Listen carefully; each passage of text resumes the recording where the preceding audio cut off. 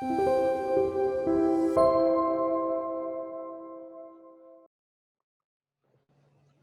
everybody. Let's get started. So my name is Jordi Ricard. Thank you for joining this new webinar from our Advanced Analytics series from Clearpix.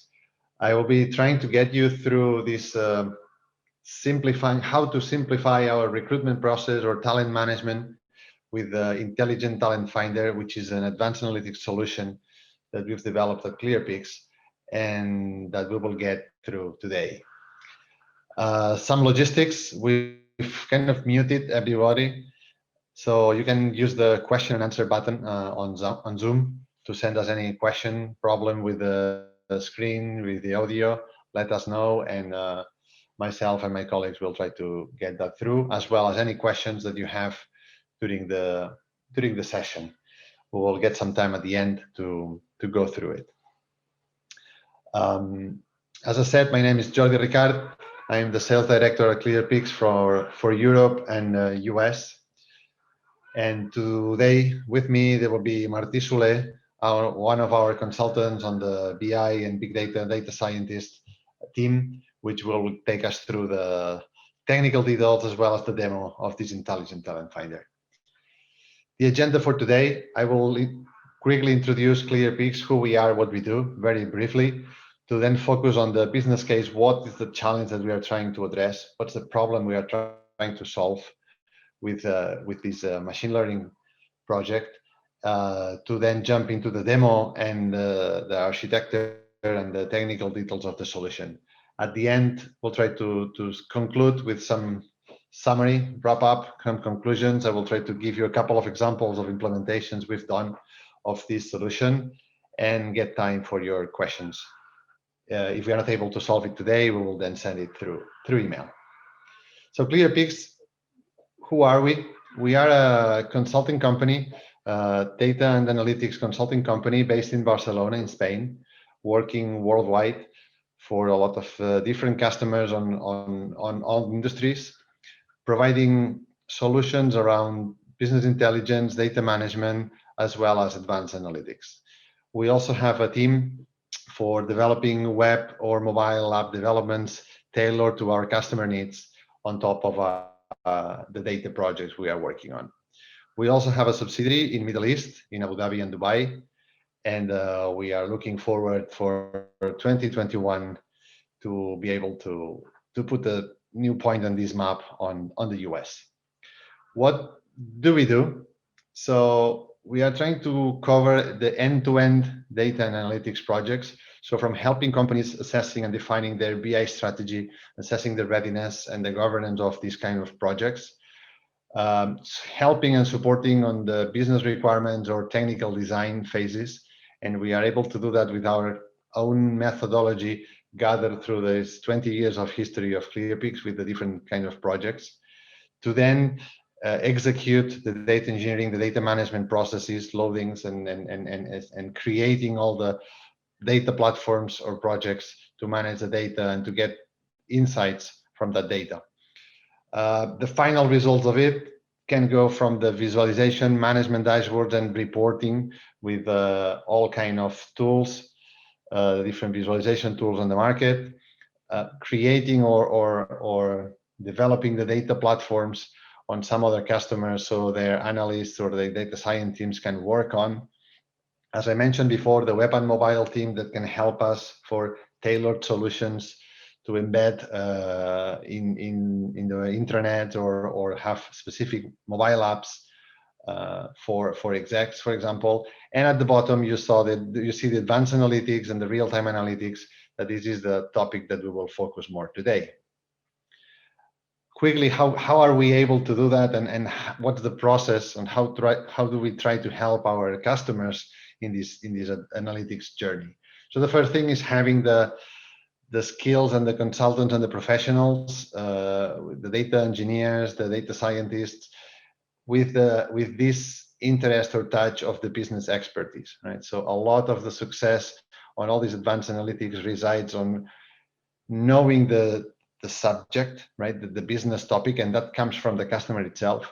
But from the consulting point of view, we have to bring not only the technical expertise, but also be able to interact, understand, and work together with the business experts. We have the certifications and the skills on the newest technologies on the market, and we try to stay at the top of all the different components and all the innovation that is coming in this sector. And we try to leverage also this end-to-end experience from extracting the raw information to getting to the source of the data, the modeling and setting the data in the right environment to then on top be able to build the machine learning models or the predictions, the kind of machine learning or advanced artificial intelligence projects. Okay. What's our approach to help our customers that have not yet started this journey to advanced analytics? Some of you might even have already data scientists inside your companies, which is great. But for some other companies where they have not yet started that journey, what we try to do is first has this first step of business consulting. Are you ready? Do you know where are you getting with these kind of projects? And then we have what we call this advanced analytics PIL program. This is our way of calling the accelerators, the solutions like the one you will see today that try to demonstrate with a sample data set that you can fill with your own data, so you can see and realize the value of that solution with your own data. Right? So it's easy to deploy with your data, so you can have a prototype to then show inside your organization. To then go to the third step, which is really making that project in your environment with your data and integrate it and deploy it in your production systems. That's it about us. So let's try to see what is the problem or what's the business case that we are trying to address today with the Intelligent Talent Finder. So the problem is how to find the right candidate. Okay, that whole project started with the idea of helping the recruitment department, and that's the kind of business story we'll tell today. And at the end, I will show you some other applications of the same idea. But the idea is how to find the right skills for a position, for a role. When you have, and sometimes when you open a position, you have hundreds, right, of CVs or resumes that you have to go through and find the right one. So in a sector like HR, where a lot of people is aware that AI will help, right? All the natural language processing and all this kind of text analysis, everyone knows that this will help the companies, but very few are really already implemented it. And basically, we're trying to do that in an automated way, trying to be fair. Okay, so once we get a model that helps us identifying the skills, we will always be consistent with that model. So that's the challenges we try to attack here, to tackle. So how to go through a huge list of CVs to find the right candidate, right? Or to be able to get the CVs that we need to start identifying, trying to save time and money to your HR department. Okay, so how to quickly evaluate them, how to identify skills, and how to do that in an automated way as fast as we can, as accurate as we can. This is the business case. So the deliverables, I will let you see them in the demo, right? Before going, this is the kind of different business cases. This is what the tool can do. So the deliverables, I will allow my colleague Martí to show you them live, and I will come back after to try to assess together with you the value of this project and how can you take that to your organizations. Martí, if you want to continue from here.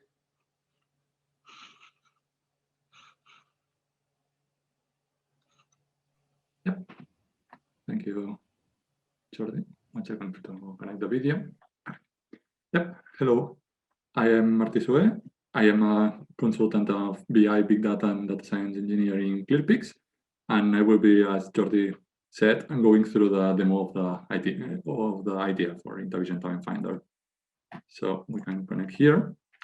And well, here we can see this is the ITF, and this is actually this is the ITF is a web-based tool. So we are just connecting to the route where the Intelligent Talent Finder is located, which is running on a cloud, on the cloud. And basically, this is the interface. So this is what an HR recruiter or any kind of user would see when connecting to the ITF. And as we can see, we have 3 different use cases that we will go through, and each of these corresponds to one of our problems. So we will try to solve them. But first of all, let me take it a little back and present the business story.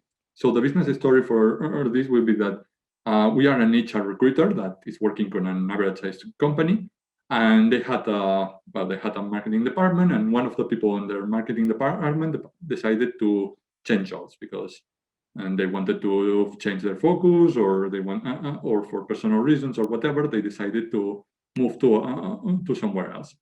So we have to find a replacement for them because they were contributing a lot to the company, and we want someone similar to them. So we will see their profile and see, okay, they are a highly specialized, highly skilled marketing. Sorry, my notes disappeared. Yeah, highly skilled online marketing specialist. So we want someone else to fulfill that role. And how will we go about searching that? So the first step will be to basically, we will look at through our previous offers and similar offers that we have done in the past and similar candidates that have applied in the past. We will go through them and see if there is any that meets our criteria. And if there was the case that there is no, and there is no one that fills this criteria, we would go to the next step, which would be to prepare a job offer. And so basically outlining the things that we want from this person, outlining all the requirements we need, and posting it to the usual resources like LinkedIn or any other kind of recruiting tool. After this, we will get, after this, multiple candidates will apply to this offer, and we will get CVs from them and resumes. And as we saw before with Jordi, even for medium-sized companies, and Evie said that we had 250 average candidates for each job offer, and it may be even more if the job offer is juicy. So looking through all of those resumes manually is a lot of work, and it is also human work, which is kind of prone to overlooking some things sometimes. So that's where the ITF can help with that. And once we have our resumes, our first step would be to upload them onto the ITF. And I will actually go into this use case to see a little bit. Okay, so this is basically one of the use cases of the ITF.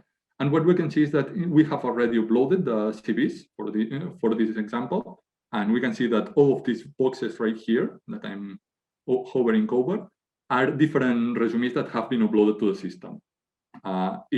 Well, to upload them, we would just click here and upload whatever resumes we want. But once they have been uploaded to the system reads through them, it parses them, it converts them to their own data structure, and it stores them. So this is what we can see here.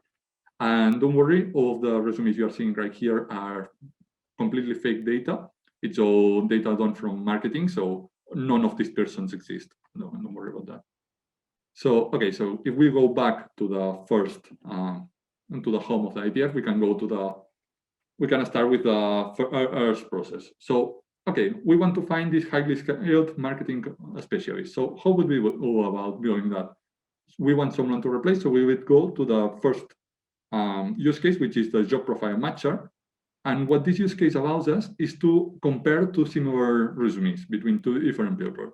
So we can just click here and upload the resume, and this is the resume of the person who left, and I will just upload it, open it here so that we can also see it. Okay, so this is the resume we are uploading to the system, and this is Ramon Valero Muñoz. This is the person who left the company today, and we want to find the replacement for. We can go a little bit through it and say, okay, so he is a reporter. He worked as a reporter for some time. He also was good in marketing, especially in SAM. It worked for some company doing SAM, AdWords, email marketing. It also worked with B2B and SEO. And actually, if we go to here, lower to the skills, we can see that, yeah, actually in the skills they have SEO, SAM, e-marketing, social media, MailChimp, and Microsoft Office. And for the education, they did a media and journalism degree and a marketing and sales. Okay, so this is the candidate we are looking through. And if we go back to the ITF, we can see that this is what the ITF resulted. So this is the result from the ITF. So basically what the ITF did is it took the CV of Ramon and it compared it with all the CVs on the system, and it ranked them by according to how similar they are. And we can see here that these are all the resumes that were there, and we can see that it scored each one of them for how close it resembled it. And in fact, we can see this finely grained here. We can see that, for example, this and Luis Ellure Engineer has 100% of the languages that Ramon has, and the education is not that similar, but the work experience is really similar, and the skills too. And compared to other persons who may have maybe a more similar education, but not so similar work experience. And okay, so we will just click on the top. And I really like this screen. And this is the first candidate, the Luis Ellure Engineer. And I really like this screen because it showcases basically really well what the ITF does. It basically took this CV. This on the right is the CV that we inputted into the system, and this is just a PDF document that we put there. And it started reading through it, and it started saying, okay, so I will read this first paragraph, I will split it into segments, and I will say, okay, Luis Ellure Engineer, this seems like a name, so I will put it here. Blah, blah, blah, blah, blah. This seems like contact information, I will put it here. This seems like work experience, I will put it here. So it basically started reading, detecting each part of the resume and finding which part it was, so classifying it as one of the parts that we have right here, and extracting all the relevant information. So basically the one on the right is the input, and the one on the left is the output that the ITF got. And we can actually see here that, well, what it extracted. And one of the things I want to remark is that this is not this is completely content agnostic. So all of this resume here, it could be any kind of resume, and we have here different resumes. This is not a template in any way, and it works with pretty different resumes. It parses them, it detects it, and basically based on what we have trained, on the training data that we have set up for it, it looks through it, looking through things like size of the letters, position, etc. All of this. So we can go back to our first candidate, which was Luis Ellure Engineer, and we can look at her and see, okay, so she actually has pretty similar work experience to Ramon, as we saw. They both worked as reporters. They both worked as marketing. The skills are also, they fit our criteria. They had SEO, SAM, MailChimp, social media, and Microsoft Office. So this fits our criteria. We can also go to education and see that it is a little bit different. So this is what the 75% here was remaining, because this is not the exact same. It was media and journalism and another one, and it didn't do political science. So this is a little different, but this is the most similar candidate on our resume, on our database. So we would annotate this, and we would just note to call her later for an interview.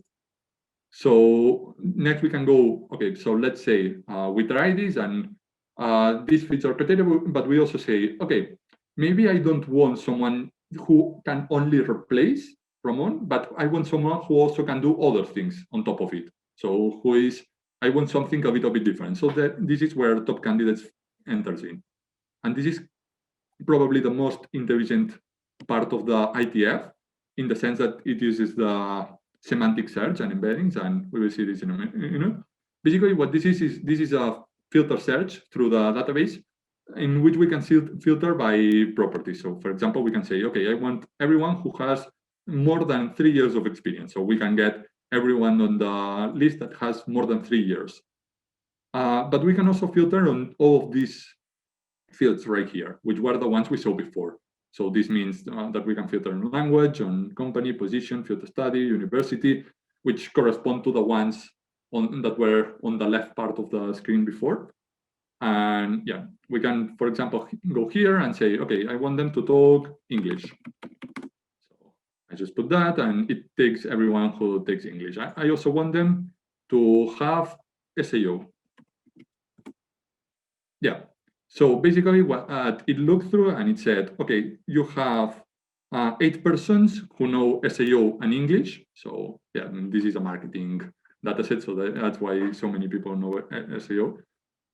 We have these 8 persons because they have a 100% that know both. But after that, we have some other people who are ranked and who have similar skills to this one too. So, and this can be more clear if we put here PowerPoint, which is a really clear example. Basically, we only have one person who fulfills all three of the filters, which is Francisco Germán, who has English, SEO, and PowerPoint. But if we go to the next, we can see that they have a little bit less score. And we can actually click on here, and we can see that James Clark, for example, James Clark has, if we look at the skills, it does have SEO and English, so it does fulfill these two filters, but it doesn't have PowerPoint. And I would actually, yeah, Control F doesn't give PowerPoint. But what the model is detecting as similar to PowerPoint is Office and Microsoft Office. It does have these two skills that it detects as similar. And how does it do that? Basically, this is working at the backend with embeddings and specifically multi-language embeddings. So this is able to parse from multiple languages if we have enough entering data, and we actually provide some of them like English, French, German, Italian, Dutch, Polish, Portuguese, Spanish, and Turkish. And basically what it did is, this is a model that was trained in Google Offices in really expensive computers, that it looked through a lot of data and it found similarities between words that were near it. And this is how embeddings are trained. And basically it started saying, okay, Office always appears on the same near PowerPoint. So there is probably a correlation between the semantic meaning of these words. And after this was already trained, we did the same, we fine-tuned it with our CVs. So we used CVs to train it more. So to train on top of what was already trained and say, okay, this model now has seen a lot of CVs that have Office and PowerPoint at the same time. So it learned that Office and PowerPoint are probably pretty similar concepts because people put them together in CVs. So either if you have Office, you already have PowerPoint and you didn't write it because it didn't seem relevant and because people omit lots of things when writing their skills. Or if they don't know it, they will learn it probably easy enough because a lot of people that know Office also know PowerPoint. So this is how this is a simplification, of course, but this is basically how this is doing this semantic search to rate the similarities. And sometimes this is not what we want. We just want, okay, I want someone extremely good on PowerPoint that is actually specifically, that he or she specifically said PowerPoint on the resume. So for that, we can just disable this tick, this box right here that says semantic, and we can just search PowerPoint. And now it will show all the people that have PowerPoint as a specific skill on their dataset. So this is the ones that will be shown. Okay, and we can go to the last use case here. And basically this is context search. This is not as intelligent as the others in the sense that it doesn't use that semantic similarity and it doesn't use the separations of what we have extracted from the resume, but it's still a really useful use case. And this is extremely quick. It's extremely quick search that is powered by software in the backend so that we can just search through all the resumes. So this is just searching through all the raw text of the resumes. And yeah, and basically in here we can say, okay, so I've got some resumes from the job profile matcher. I've got some resumes that I'm interested from the top candidates. But while I was doing that, and I already have a list, but I remembered one candidate that we interviewed some months ago that they were really good. And I think that we fit this position right now. But I don't remember their name and I didn't write their resume or anything. I do remember though that while we were interviewing, they actually talked about doing a voluntary work with turtles, something about turtles that just kept here in my mind. So in this case, I can just search for NGO, which I remember that it was an NGO, or you could search for turtle. Maybe it makes more sense. Yeah, so I remember it was something with turtles.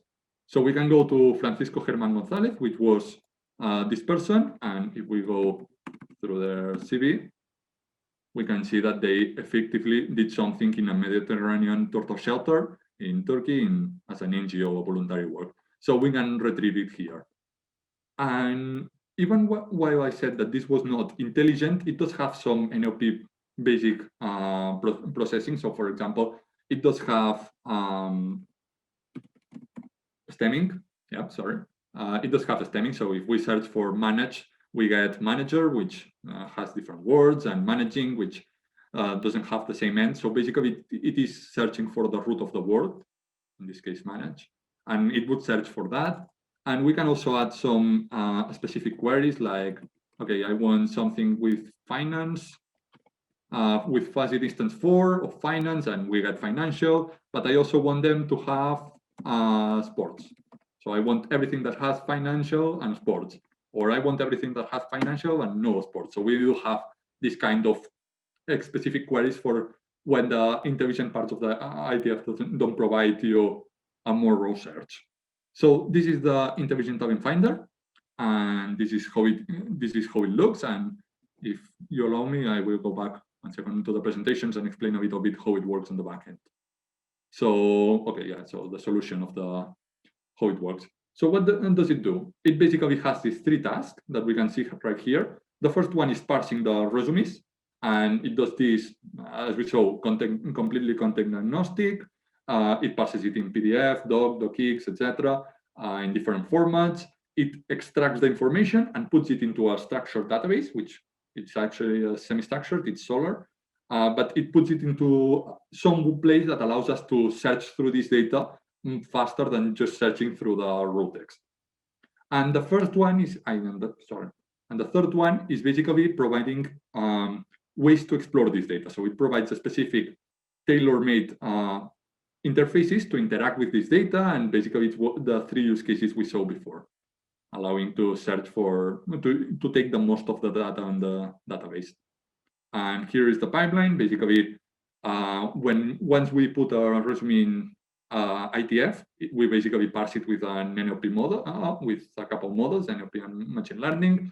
We do all the processing. We feed it into a model that has learned and has been fine-tuned to understand, okay, so this is the work experience, this is the education, so there should be a date corresponding to this work experience near to it, etc., etc. This is what the model that has been trained to do. And it also extracts the embedding that we will use later, and it stores all of it into a semi-structured database, and then we can query it in 2 ways. We can basically visualize the data that is already there, as we were seeing in the last use case, for example, and when we were clicking on the CVs, or we can just use the same machine learning model, but, well, a part of the other machine learning, but reversed, basically to score things and to weight things. So basically, when we search all of these top candidates functionalities, when we search PowerPoint there, basically we have to we have to pass it through the other machine learning model, so we can actually match it in the semi-structured database. And this is how it works on the software side of things and the architecture. This is ITF is prepared to be fully scalable in multiple directions. So as we can see, we have basically 2 recommended clusters. Obviously, this is all up to the needs of the specific project. But basically, we have a cluster for Solr that is able to. Solr is already a highly parallelized database that scales extremely well with clusters. So we can put that in a cluster by itself. And we also have another one that is tasked with more of the ITF part of things. That means basically the interface, the web interface to display all the functionalities we were seeing, and also the resume parser and the format converter, which are the modules that take on the work of processing the data. And this is all deployed in Docker, and specifically Docker Swarm, so that we can make it scale in different ways. Basically, if we have a resource having workload that is basically based on parsing a lot of resumes, because we get a lot of resumes, we want to add, maybe we want to add more machines doing resume parsing, and we want to have a lot of them parsing new resumes so that it goes faster.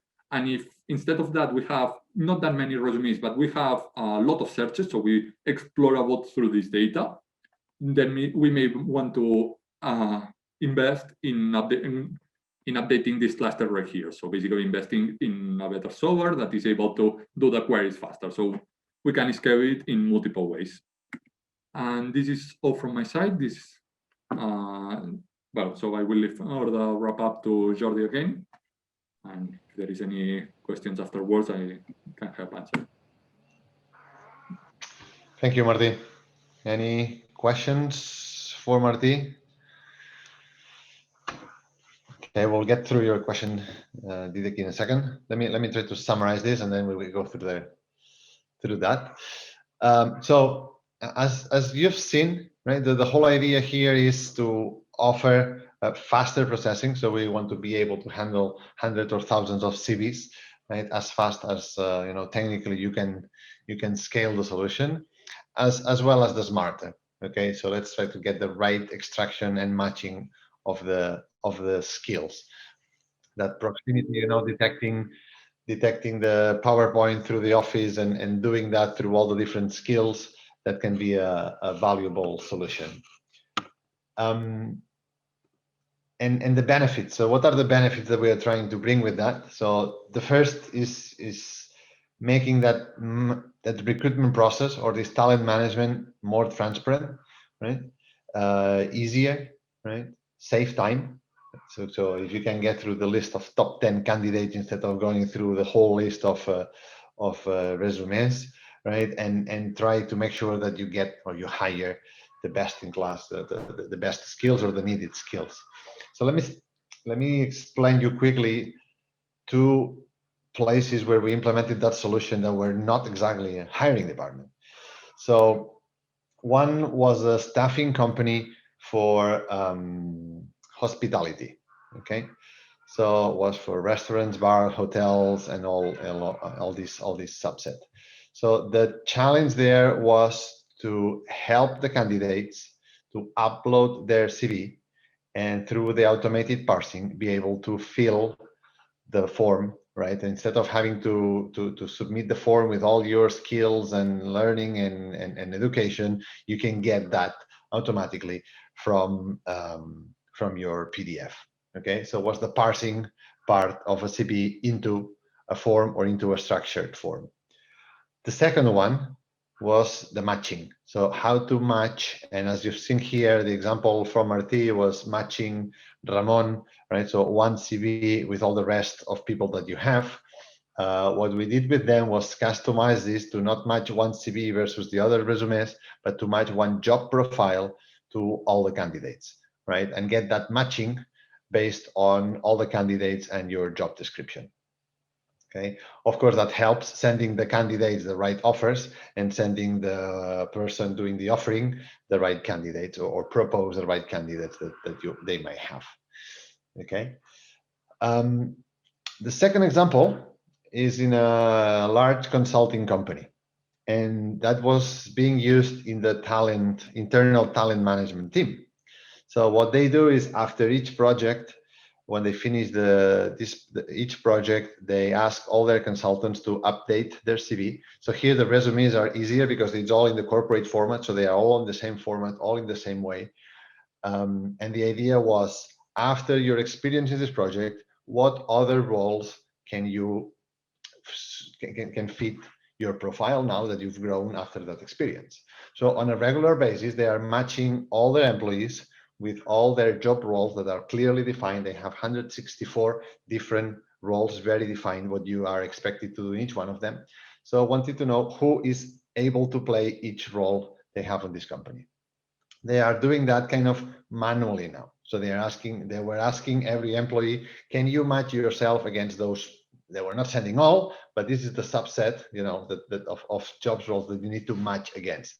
How much experience you have on this skill, on this skill, on this skill. So for each skill, as you've seen here, the Intelligent Talent Finder can find the skills. So what we did there is kind of try to empower the solution to also see how much time have you been using that skill. Okay, that we could do it in their solution because they are kind of specific on each kind of role that they've applied on each experience. That was huge because they were just done that exercise manually on an Excel, spending a huge amount of hours to have this matrix. So the beauty is that we had the results to compare ITF performance against the manual thing that was done there. Okay, that was our benchmark. Okay, trying to beat the manual exercise that allow us to see the gaps. Okay, and try to see the roadmap of how to develop that further. Okay, for example, what's the further next step is not only be able to match one candidate, but to be able to build a team. So if you need a team that has X, Y, Z skills, what would be the best combination of people that would fulfill those needs faster? Okay, so again, anything that is related with the talent and skills, this is the kind of solution that can help us speed up that process. And on the next slide, so how difficult is to deploy this kind of solution? So we really believe this is a matter of weeks, okay, to be able to deploy what you've seen, okay? So be able to parse CVs. So given the same kind of extraction that you're going to do, of course, that can be customized. Every business case will be different, and we might need to train the solution with your kind of CVs depending on the sector. And as I mentioned before, we can customize based on the needs.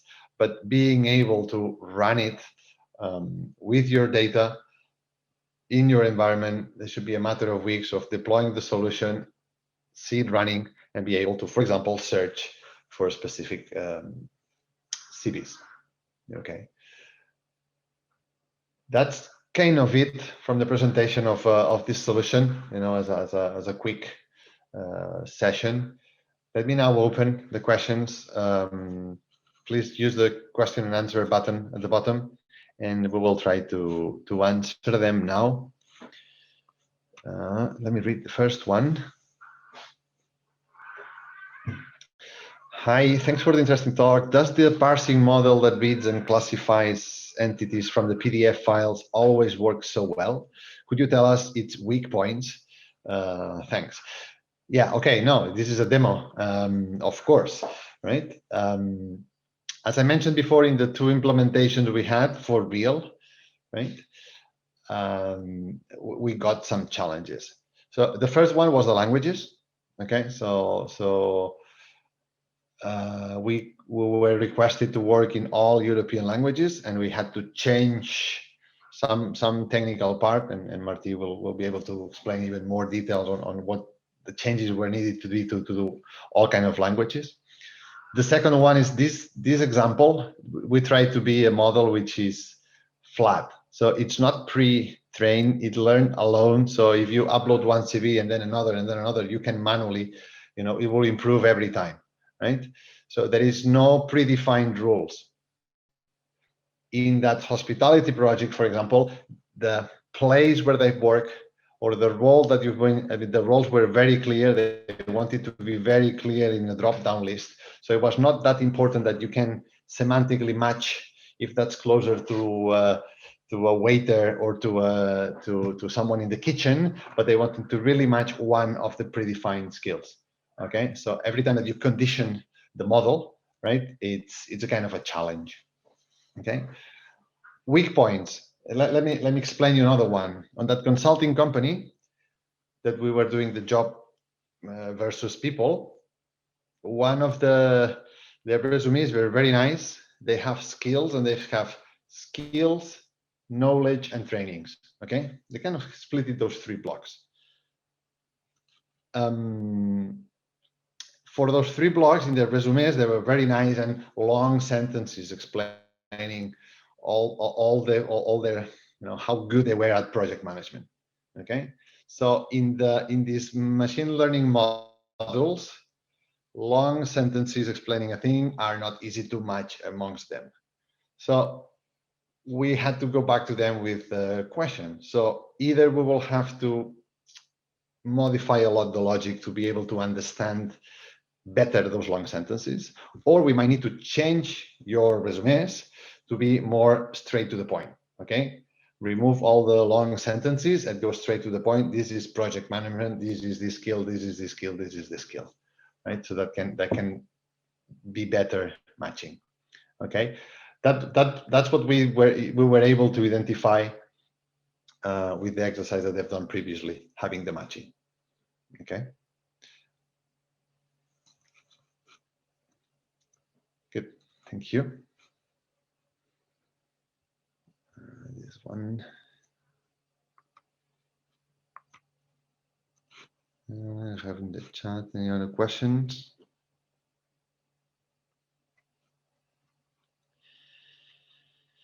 Yes.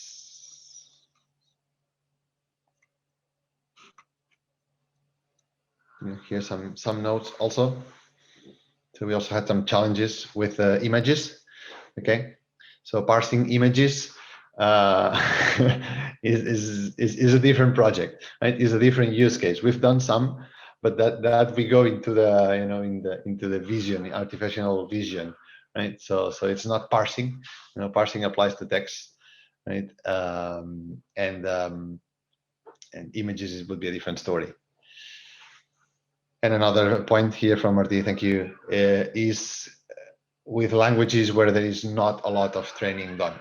Okay, so all the Occidental languages have been trained by Google, by the big ones, with a lot of data for all the available books, right? For some small languages, right? Here we go. For example, for Catalan, or for small languages, it's difficult to find libraries that can parse it. Good.